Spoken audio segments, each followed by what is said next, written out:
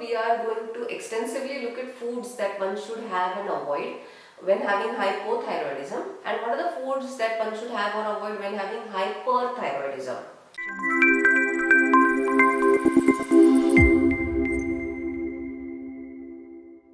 A very warm welcome to all of you to our second episode of the thyroid series. I hope you all have watched the first video where we discussed about the fundamentals of the way thyroid gland functions. Why this video? Because in spite of so much of information available on the net, we still have people coming in for consultation to have a clarity on the foods that they should eat and avoid.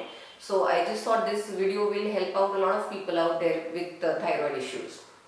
Before we talk about foods that one should have or avoid in thyroid, let's just have a quick look at the basic nutrients that your thyroid needs to function properly. And these includes a good amount of protein in your diet, iodine, and the micronutrients called zinc and selenium. So if your protein intake is good, then you don't really need to worry. But is it good or no is one thing that you need to get it checked from a nutritionist or a dietitian near you. The second most commonly discussed, in fact the primary nutrient that is discussed in case of hypothyroidism, is the micronutrient called iodine. Now actually iodine is abundantly found in foods that are commonly consumed.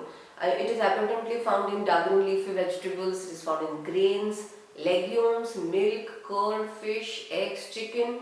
So if you have a balanced diet, if your eating habits are good, iodine deficiency should not be an area of concern. The government has also taken initiatives to iodize the salt so that iodine is available to even the remotest places, to everybody in fact around us. The second nutrient that is important for the thyroid gland to function adequately after iodine is selenium, and selenium is found extensively in nuts. Brazil nut, to be very specific, it has huge amounts of selenium, and it is also found in milk, yogurt, fish, chicken and eggs again.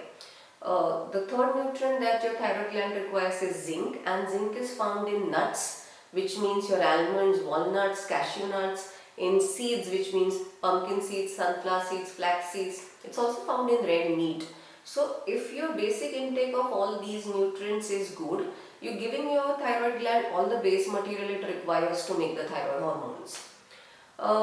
Let's look at now what are the foods that one should avoid when having hypothyroidism. And all of us, I'm sure, have come across this word called goitrogens, and avoid foods that have goitrogens. So what basically are goitrogens?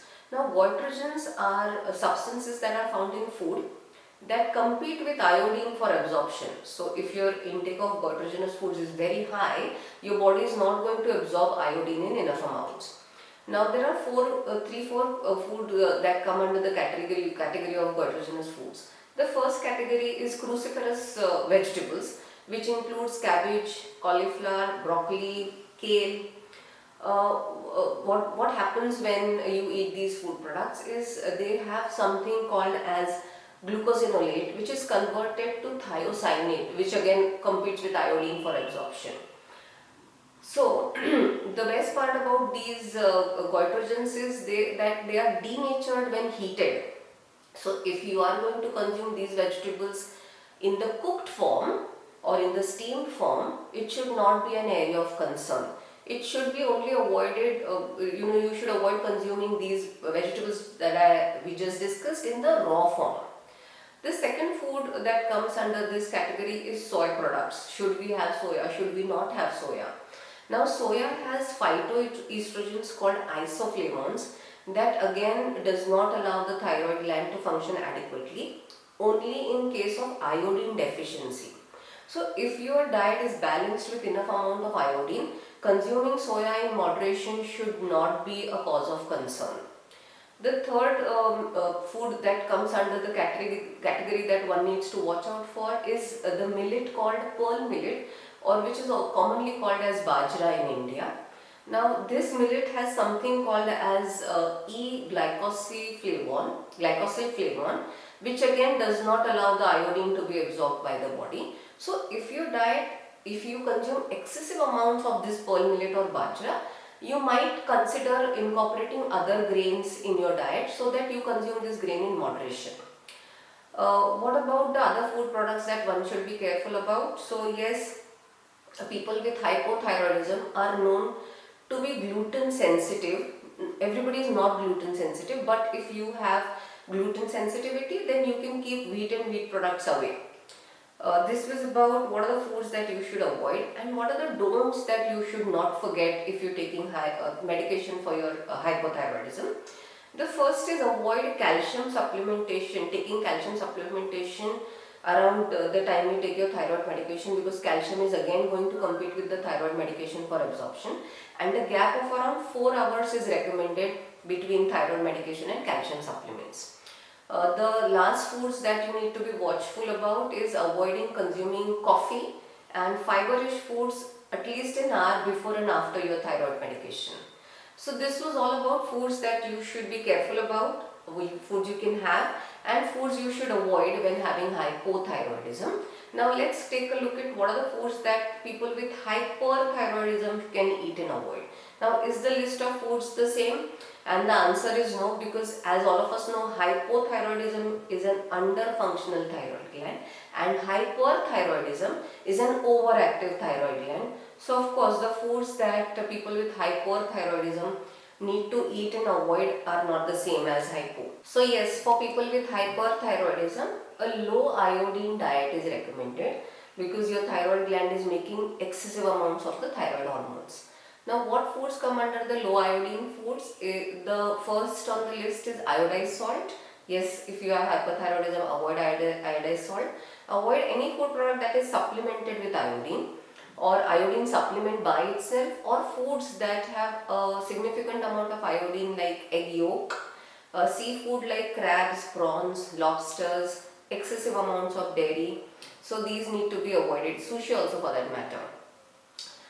People with hyperthyroidism also experience symptoms like rapid heart rate or palpitations. So avoid foods that will aggravate these symptoms, specifically caffeine. So avoid consuming excessive amounts of tea, coffee or chocolate. Avoid gluten if you are sensitive to gluten, which means wheat and wheat products. Avoid consuming excess of soya, because soya hinders with the normal functioning of the thyroid gland. What are the foods that you can have if you have hyperthyroidism?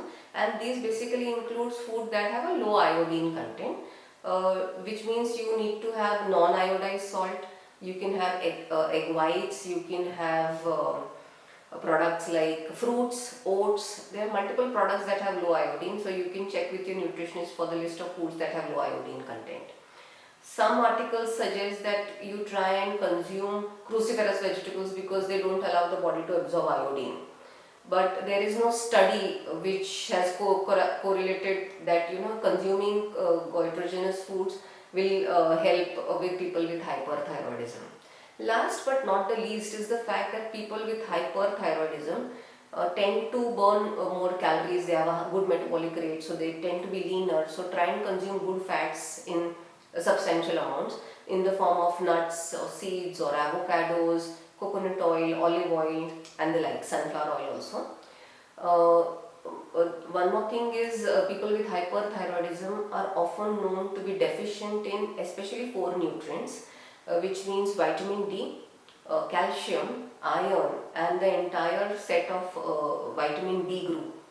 Do get yourself checked for these parameters, and if there is a deficiency, don't hesitate to reach out to a doctor near you or a nutritionist near you, so that you can start incorporating the foods that will provide you the nutrients, or you can start supplementing yourself with the nutrients that you might be deficient.